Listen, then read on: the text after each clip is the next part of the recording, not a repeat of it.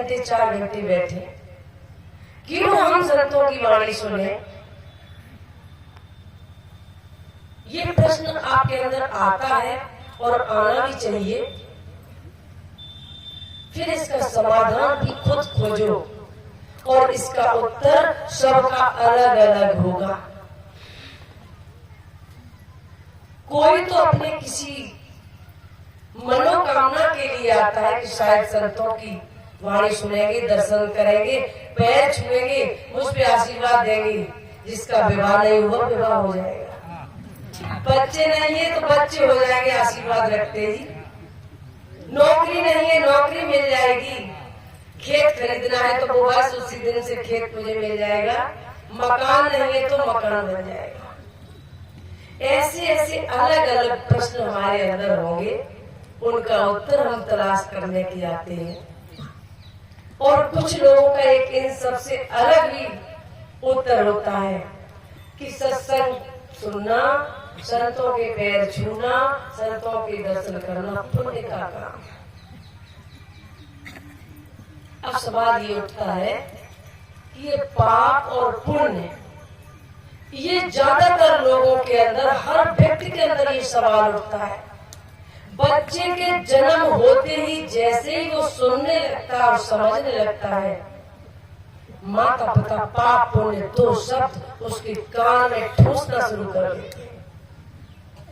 ये करने से पुण्य होगा, ये करने से पाप होगा, पूजा करोगे 3 शब्द आएगा। आज मेरा जो भी प्रवचन रहेगा इन्हीं 3 शब्दों पर कि पाप और पुण्य, और तीसरा एक अंत निकल के आता है पूजा। लेकिन इनके वास्तविक अर्थ को आज समझना है कि पाप से मुझे कैसे और क्यों जोड़ा गया कि ऐसा करने से पाप होता है। शायद पाप शब्द कहने पर माँ को सहजता महसूस हुई कि पाप शब्द से जोड़ते ही ये बच्चा ये कार्य नहीं करेगा, और जो उसे करवाना था उसके पीछे पुण्य शब्द लगा दिया।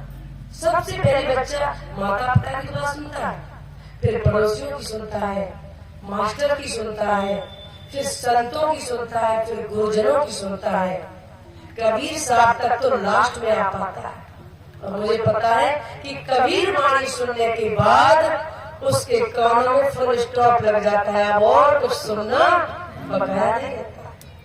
तो ये वाणी तो पाप पुण्य और पूजा तीनों से परे की वाणी है। यदि यहाँ तक आपने यात्रा कर ली तो, लेकिन हम शुरुआत लेके आते हैं कि बच्चे का जन्म होता है, घर में जैसे ही खेलना कूदना शुरू हुआ, बेटा माँ बाप के पैर छुओ, पुण्य का काम है। कोई झूठ मत बोलना, पाप लगेगा। किसी को कष्ट मत देना, पाप लगेगा। किसी की बुराई मत करना, पाप लगेगा। ये पाप शब्द बड़ा सहज कह दिया, लेकिन इन सबसे एक गहरा अर्थ कहाँ किस जगह टिकता है वहां अपनी दृष्टि पहुंचाना। उदाहरण देके समझा रहे हैं। गांव में 2 लोगों में लड़ाई होती है, बंदूक निकालकर एक व्यक्ति दूसरे व्यक्ति को गोली मार देता है और वो मर जाता है। पूरा गांव कहेगा कि उसने बहुत बड़ा पाप किया। वही एक सैनिक, एक पुलिस वाला सैनिक बॉर्डर पर दुश्मनों पर गोली चलाता है, गोली चला के वो मर जाता है दुश्मन। आज दिन तक किसी व्यक्ति ने नहीं कहा कि उस सैनिक ने उस बॉर्डर पे एक पाप कर दिया। आप बताइए कहा? बंदूक एक जैसी है, गोली भी एक जैसी निकली, चलाने वाला व्यक्ति भी मनुष्य ही था और मरने वाला व्यक्ति भी मनुष्य था। अब यही अर्थ बदल जाता है। आप ही लोग तो ऐसा शब्द कहते हैं। दूसरा उदाहरण फिर देते, अर्थ बदल जाता है, इस बात को हम एक साथ बता देंगे। दूसरा व्यक्ति 2 चाकू एक डॉक्टर को पकड़ा दिया, एक कसाई को पकड़ा दिया। कसाई ने भी पेट फाड़ा और डॉक्टर ने भी पेट फाड़ा। कसाई के पेट फाड़ते ही कहते कि इसने पाप कर दिया, और एक डॉक्टर ने पेट फाड़ा, कोई नहीं कहता इसने पाप किया। एक जैसी छुरी है, एक जैसे मनुष्य है, और एक जैसे मनुष्य जिनके साथ ऐसा कार्य हुआ वो है, लेकिन अब पाप और पुण्य की परिभाषा बदल जाती है। इन सब के पीछे रहस्य क्या है?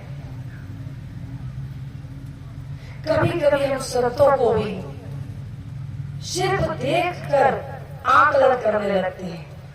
उनकी वेशभूषा, गुरुदेव ने भजन में कहा है कि मत भूलो मित्र गुमान में, भेषण में ब्रह्म नहीं है। ये मत भूलो कि लाल या पीले या सफेद कपड़े पहनने वाले ही परिपक्व या बहुत आत्मज्ञानी हैं, या ये पैंट शर्ट कुर्ता पजामा धोती कुर्ता साड़ी सूट इत्यादि पहनने वाले ये सब पापी हैं या मूर्ख हैं।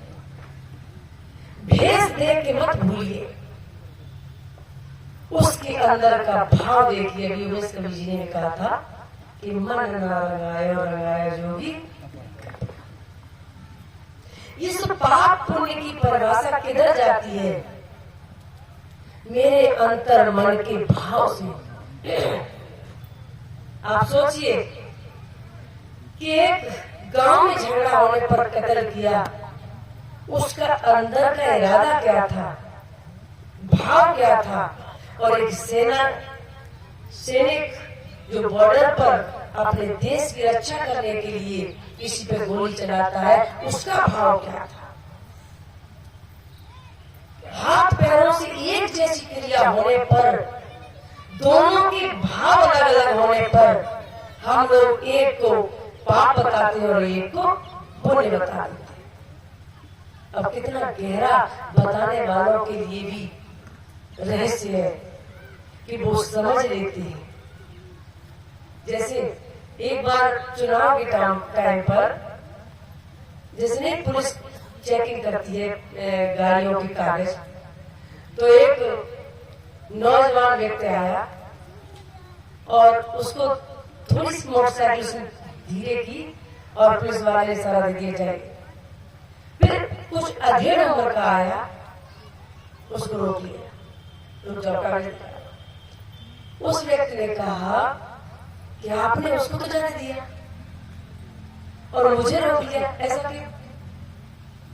उन्होंने कहा तुम्हारे पास कागज नहीं है। पुलिस वाले ने कहा तुम्हारे पास कागज नहीं है, आपको कैसे पता कि आपके चेहरे पे लिखी है? उसका चेहरा हमने पढ़ लिया था, भले ही नौजवान था, लेकिन उसका हाव भाव, उसकी सहजता, सरलता, स्थिरता बता रही थी कि उसके पास पूरे सरकारी कागज तैयार है और वो उसी धुन में जा रहा था। और उन्होंने उसके चेहरे को पढ़ के कह दिया भाई तुम जा रही है, लेकिन तुम्हारे पास कागज नहीं है और मेरी बात गलत हो तो निकालिए, बात सही नहीं। तो इतना समझना है कि हम किस व्यक्ति को किस तरह क्या उपाधि देते हैं। जिस पाप से, जिस पुण्य से हमारे माता पिता ने बचपन से सिखाया है, और सत्य तो यही है कि हम कैसे पाप से निकले और कैसे पुण्य से निकले। तो